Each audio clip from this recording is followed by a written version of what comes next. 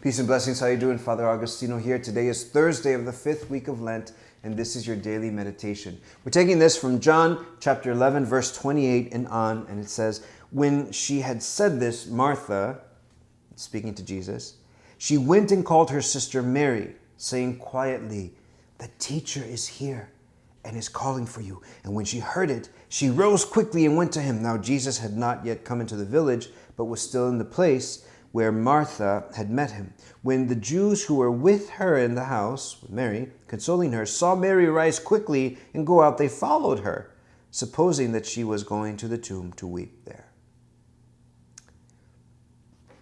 My brothers and sisters, I don't know if it's ever happened to you that you are just so much in just a tight spot, just a difficult, and then in that moment of your own sadness, of your own difficulty, of your own frustration, he asks you to do something right there.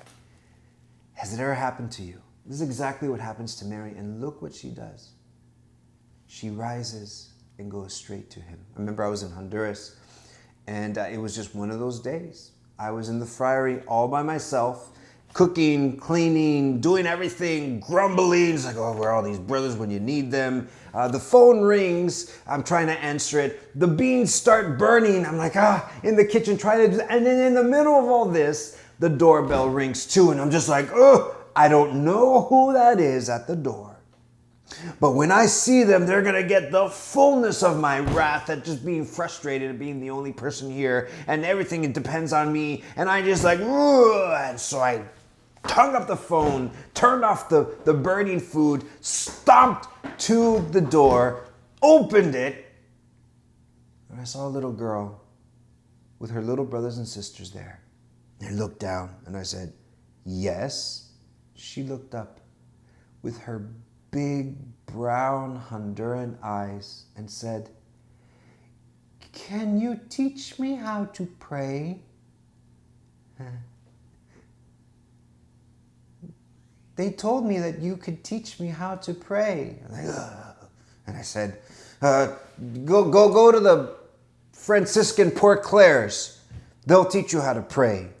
And she said, "I already went there, and they said that I could come here and that the friars would teach me." I was trapped. Trapped by God. I looked up and I said, "Oh, you're good, God, you're good." So in a moment, I just looked at her, and all my frustration went away. I invited them in, and I thought, what am I going to teach them? And I said, I'll teach them the rosary. I went into the room, got a rosary, got our little packets, and I said, well, why don't you read this with me? And she tried, and apparently her reading was very, very little. And I asked, aren't you going to school? She looked down, and she said, no. And I said, why aren't you going to school? School's very important. And she just said, with the innocence of a child, my father died, and since my father died in an accident, I've had to go out and sell food that my mother makes. And depending on what I make is what we use to eat. And I was shocked.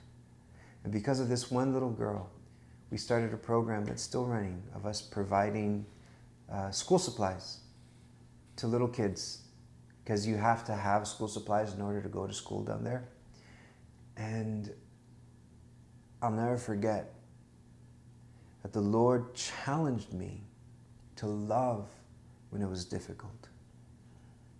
My brothers and sisters, our emotional well-being is what's talked about a lot. Self-care is a real thing, and it's good. But let it never be put above not responding to what the Lord is asking you to do right now. Mary was in the middle of her mourning, and she just heard, the master is outside and he's calling you. And she got up immediately. Let us be so focused on the Lord that if we are in the middle of our whatever and Jesus calls us to do something for him, let us do it. And you might even end up sending an entire neighborhood back to school just after the coronavirus. We'll see you tomorrow in this your meditation for Lent. God bless you.